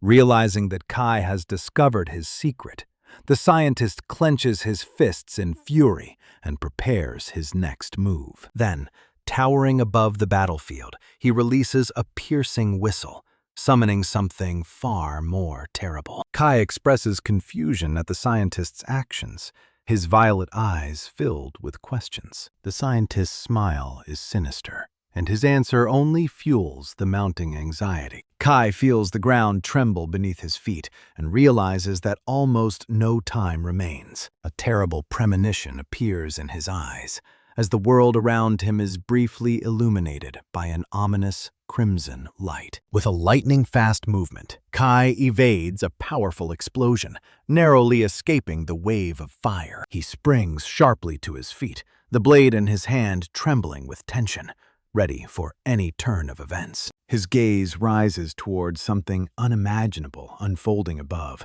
drawing a cry of horror from him. Amid a terrifying roar, A colossal creature, woven from fire and fury, appears in the sky. A scarlet dragon, the embodiment of pure destruction, releases a thunderous roar that shakes reality itself. The scientist rejoices atop the tower, proudly presenting his secret weapon. The red dragon. The dragon's gaze, filled with ancient hatred, sweeps across the confused residents and promises their destruction. Its mighty tail swings, slicing through the air at deafening speed. The colossal beast crashes onto a building, reducing stone to dust beneath its weight. Debris rains around them, and Kai and his companions barely manage to evade the deadly downpour. The girl beside him, terrified to the depths of her soul, whispers that the situation is hopeless. Without hesitation, Kai shields her with his body and takes the impact of the falling stone upon himself. The dragon circles above them, while Kai makes sure his companion is safe despite the chaos. Another survivor joins them, but Kai already knows that the next attack is inevitable and orders them to leave. The red dragon rises into the air again, its wings cutting through the night sky. Deadly fire gathers in the beast's jaws, but Kai ignores the danger and is already racing toward its source. Kai charges the monster, but his blade merely scrapes against its impenetrable scales and rebounds. The dragon's colossal claw crashes into the ground and shakes the stones, while Kai observes its power from a distance. His gaze slides over the blade. Not a single scratch, not the slightest mark. The dragon's armor is tougher than he could have imagined. In response to the futile attack, the monster releases a deafening roar, its open jaws promising nothing but death. But then, a man appears on the creature's back, and an eruption of flame lights the sky as though the earth itself has risen against the monster. The red-haired man, wearing a reckless smile, mockingly pats the dragon's side and displays his fearlessness. He celebrates and challenges the defeated beast, but his triumph is far too brief. Suddenly, the daredevil's eyes widen in horror. A premonition of disaster pierces him through. Enraged, the red dragon answers with a mighty torrent of flame that swallows the insolent youth without a trace. The burning Shunsuke tumbles across the ground, screaming in pain as he tries to escape the beast's searing breath. Kai, who has not missed a moment, merely smirks. Serves you right for lowering your guard. Shunsuke finally regains his senses, gritting his teeth against unbearable pain and burning humiliation. With a serious expression, Kai makes him an offer filled with hidden meaning. The red dragon looms over them again, and its roar forces both young men to face their common threat. Kai proposes an alliance, understanding that neither of them can defeat the creature alone. But Shunsuke, proud as a wounded warrior, refuses, doubting his companion's strength. Kai, for his part, can see the dragon's weak point, but knows that he needs help to deliver the decisive strike. The flames around them flare again, while Shunsuke turns away and continues rejecting Kai's offer with arrogance. Kai's gaze grows even sharper when he senses the dragon preparing another attack. The monster's tail sweeps across the ground with lightning speed, forcing both of them to leap away to avoid the blow. The dragon inhales deeply, filling its lungs with destructive flame. Exhausted and covered in soot, the red-haired young man once again watches the horrifying sight in despair. A vortex of fire erupts from the beast's jaws, consuming everything in its path. Scorching flames engulf him, forcing him to endure unbearable pain. He tumbles across the ground, trying to escape the heat, but the fire mercilessly burns his skin. The dragon roars furiously above him, while the young man breathes heavily, resisting the inferno with his last strength. At that moment, Kai appears with his dagger and coldly asks whether Shunsuke still believes he can manage alone, provoking a furious but powerless reply. Gritting his teeth, the red-haired young man admits defeat and agrees to accept Kai's help, sensing that Kai knows something important. Kai points to the vulnerable spot, a single inverted scale on the monster's neck. That scale raised slightly above the others, glows as though revealing its own weakness. Kai will distract the dragon while the red-haired boy strikes the scale with a powerful explosion. Grinding his teeth, the young man nods decisively and prepares to attack, his fists clenching with a crack. Suddenly, the loud voice of the bespectacled stranger rings from the fortress wall, impatiently urging them on. He commands the dragon to finish off the troublesome youths, and the monster prepares to attack. The beast answers with a deafening roar and crashes to the ground with incredible force, throwing up dust and sparks. The red-haired young man charges his strike, energy crackling around his fist while Kai deftly evades the flames. The dragon's furious roar shakes the air, its paws slamming heavily into the earth. But both young men skillfully avoid the attacks. Kai rushes forward and draws the dragon's attention, exactly as planned. His blade clashes twice against the beast's scales, and Kai shouts, "I'm here!" leading the dragon after him once more. The monster lunges after him, its enormous fangs snapping through the air. But Kai slides beneath it and escapes the deadly jaws. Hissing flame erupts from the enraged dragon's mouth, filling the air beneath its thunderous roar. But even that colossal power reaches its end. The giant monster collapses, its body shaking the ground. The one who summoned the beast watches in shock as his strongest creation falls. The red-haired young man, who only moments earlier nearly burned in dragon fire, now stands atop the fallen body with a smug grin. Kai crosses his arms and merely scoffs at the premature triumph, receiving only an irritated growl in response. With a serious expression, Kai asks, "Your secret weapon has been destroyed. Is there any point in continuing this battle?" Trying to conceal his growing panic, the blond man hastily declares that he still has plenty of monsters. He turns to summon more forces, then freezes. The battlefield is strewn with the lifeless bodies of his army. Defeated creatures, from enormous monsters to small predators, lie motionless. Goblins and orcs, whose battle cries recently shook the air, now sprawl lifelessly in the dust. A gleaming blade planted in the ground stands as silent proof of their swift and merciless destruction. Behind Kai stand those who helped him turn the tide of battle, determination filling their eyes. Realizing that everything is lost, the blond man curses his fate and runs. But a flash of green magic blocks his path, and a voice from the shadows says coldly, "Don't even think about escaping." In the next instant, he is imprisoned within a glittering sphere of water, unable to move. A brilliant beam of light flares above him, and a mixture of horror and confusion twists his face. With a piercing scream, he plunges downward into an icy, watery abyss. Desperately trying to draw breath, he struggles against the mass of water, but the grip of the element is too strong. Then Kai appears before him and places the point of his blade at his throat.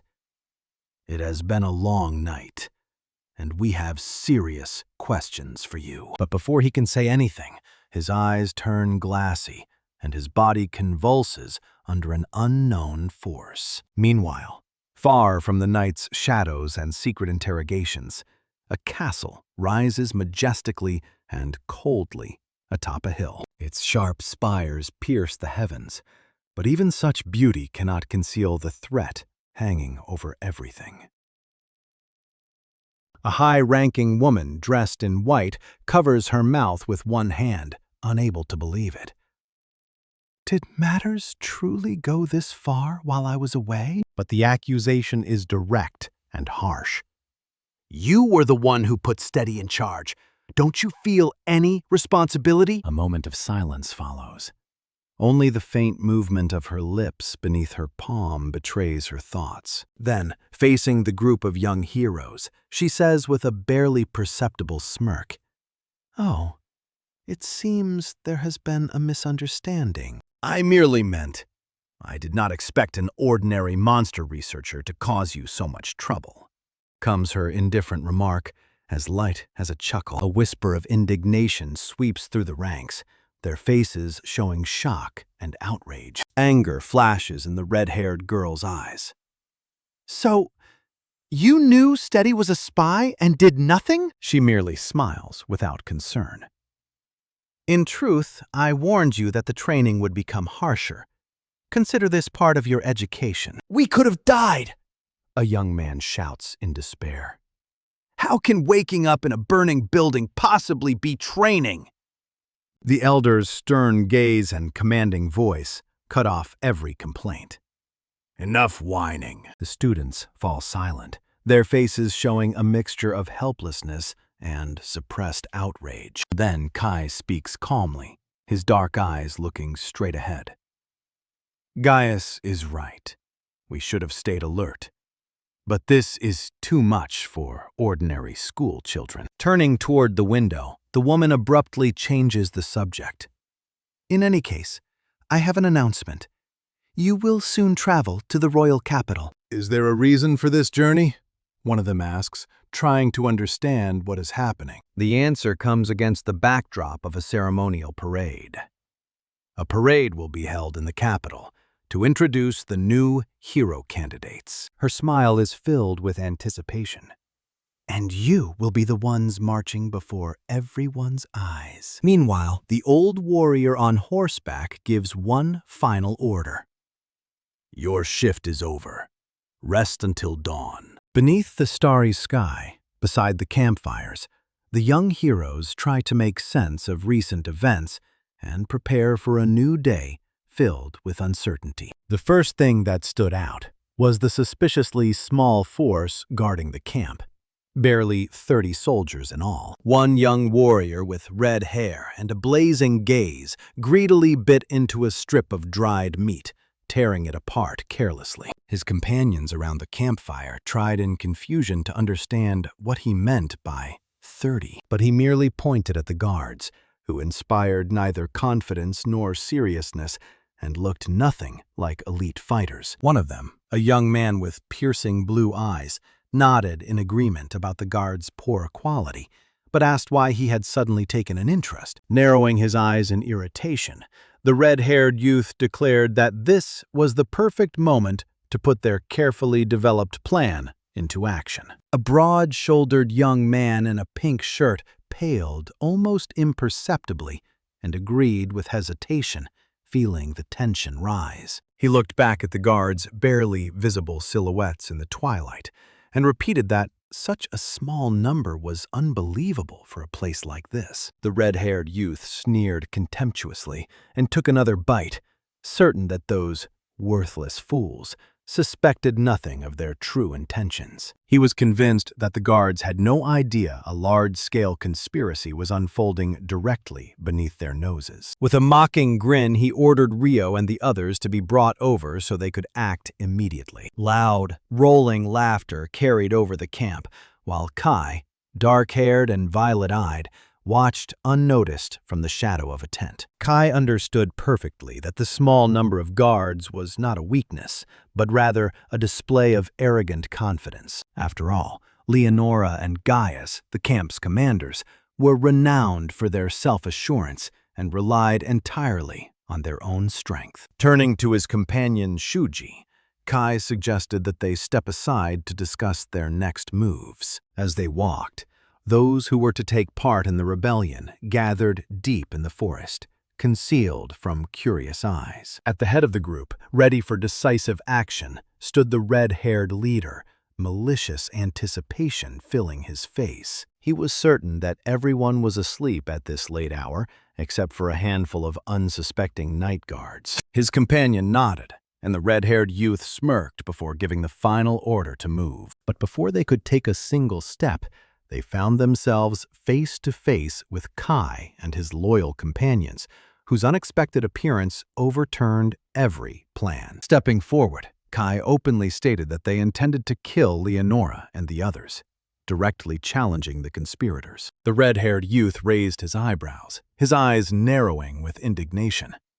Who had dared betray them? But Kai merely smirked. There was no traitor. They simply had not been nearly as discreet as they believed. Kai's pink-haired companion, who had remained silent until then, could no longer contain her outrage and called their plan absurd. The red-haired youth exploded, insisting that the truly absurd choice was to do nothing while they were humiliated like dogs. Kai tried to reason with him, insisting that there had to be another path besides bloodshed. The red-haired youth answered with a mocking challenge.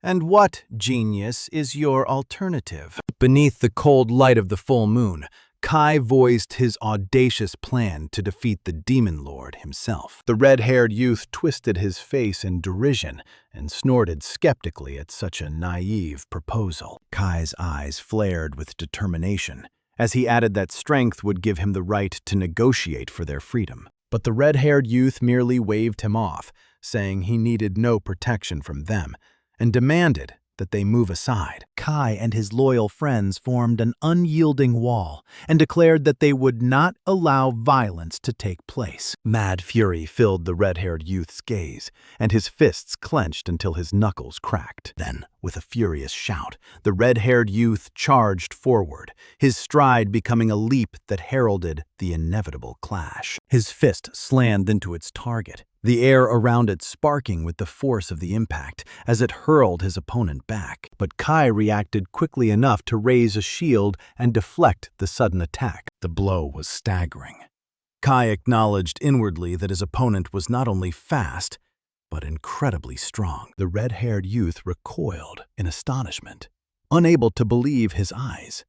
His powerful strike had been completely blocked. Meanwhile, others began converging on the scene, drawn by the noise, their anxious voices sounding through the night. The red-haired youth shot Kai a hateful glare, his resolve only hardening and promising a brutal battle. An armored knight hurried to calm the arrivals, insisting that nothing serious had happened. His companion echoed him, urging everyone to return to their tents and prepare for an early departure in the morning. But tension still hung in the air, and the knight clicked his tongue in displeasure, sensing the futility of his efforts. Considering the entire affair a waste of time, the red-haired young man turned away contemptuously and left the scene. His angry words, filled with unyielding hatred, only confirmed that reconciliation was impossible, and that the gulf between them had deepened. Night gave way to morning, revealing the peaceful bustle of the royal capital of the holy nation of Dagaraste. The city teemed with life,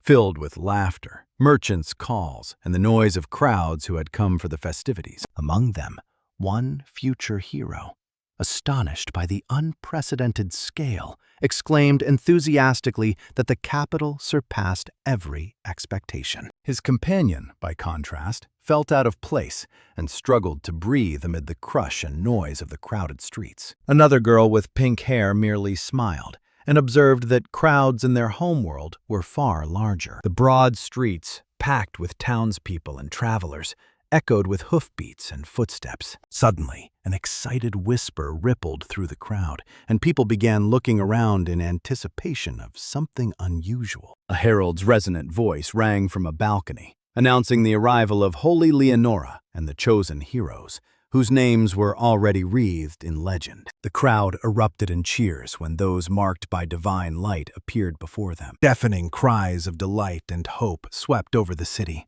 welcoming its saviors. As though accustomed to such ovations, the knight raised one hand with ease and returned the people's greetings. But not everyone shared the celebration. The red-haired young man standing apart merely clicked his tongue in displeasure. Watching from a distance, Kai noted with cold irony that their claims about saving humanity apparently had not been lies. A complex pattern of emotions flickered deep within his violet eyes: detachment, concealed bitterness, and foreboding. And while the capital celebrated, the shadows of coming events were already gathering over its majestic walls. Upon their arrival in the capital, they were greeted by the radiant paladin Linus, who sincerely rejoiced at the appearance of the new heroes and offered them well-earned rest. After the exhausting journey, even the simplest comforts, such as a soft bed, felt blissful and filled the travelers' hearts with lightness. The healing waters of the hot springs washed away their fatigue, restoring freshness and the sensation of rebirth. A plentiful feast and shared laughter filled the halls,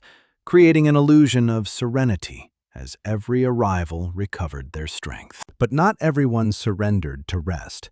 Some continued refining their skills, while Kai watched the bustle from a distance and pursued a purpose of his own. His gaze traveled through the maze of streets and came to rest on the magnificent castle at their center.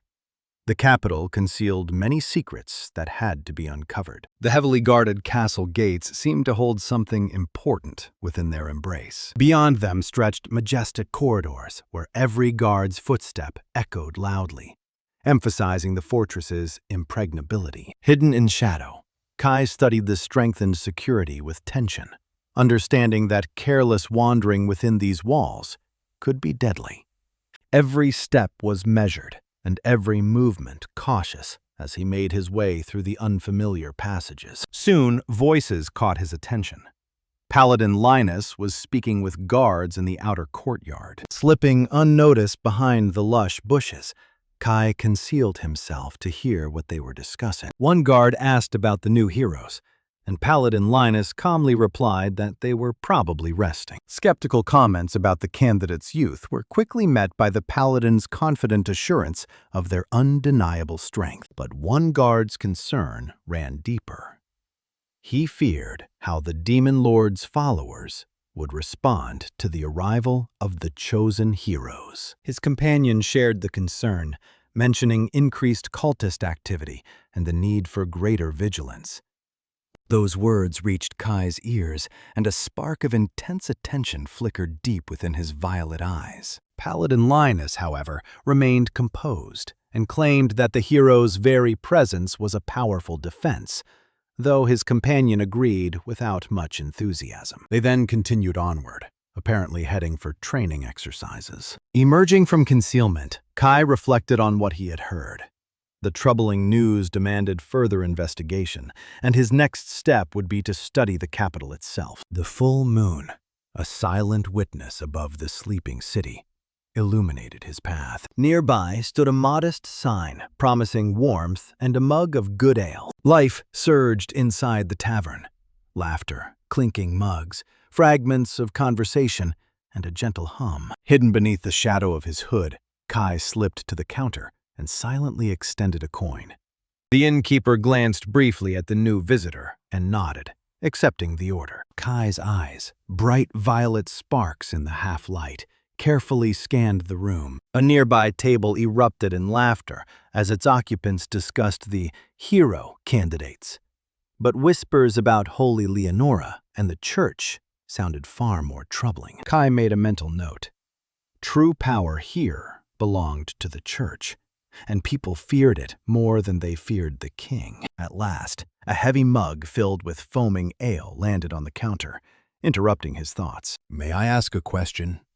Kai's voice was calm as he pretended to be a traveler seeking knowledge. He asked about the worshippers of the Demon Lord, mentioned in fragments of rumor he had overheard. The innkeeper scratched his head in surprise and confirmed the long-standing war against the demonic army. The demon's powerful and terrifying leader had seduced some humans with the promise of his strength. Thus arose the fanatics who spread unrest throughout the country.